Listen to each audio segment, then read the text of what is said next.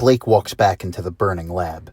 There's another door by the table that had the taser on it. Gennedy's eye that plopped out is still on the floor. It grows tiny spider legs and begins crawling towards Blake. Blake sees it and kicks it into a nearby flame. The rampage has gone on to a point where the whole base is burning down. Blake walks through the camp alone.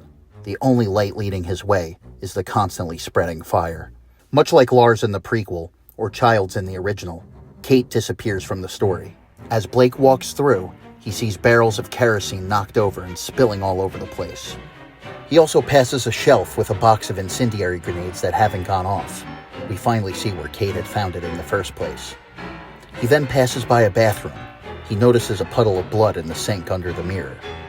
It seems Blake is the only one left. He's carrying 2 incendiary grenades. He walks into a giant room where half the walls have already collapsed. Outside is the bombed-out helicopter that Child's thing tried to steal. Now Whitley is there, taking as many usable pieces as he can. Blake approaches him. "What are you doing?" Whitley drops the pieces and steps up. "Blake, thank God you made it.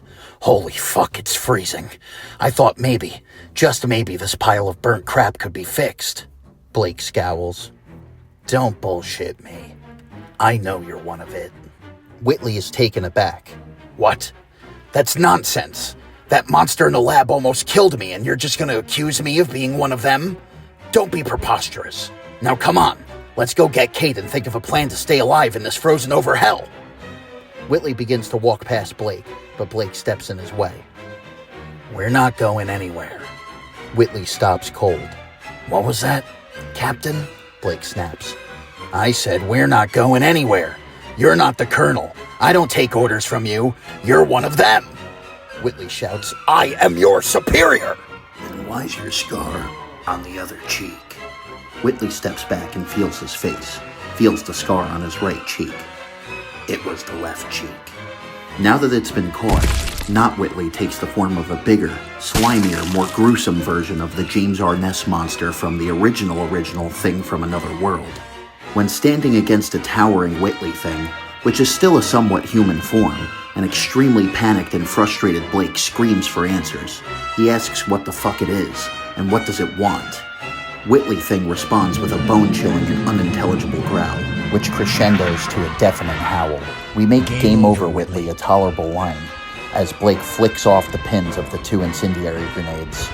Blake sacrifices himself and blows up with Whitley.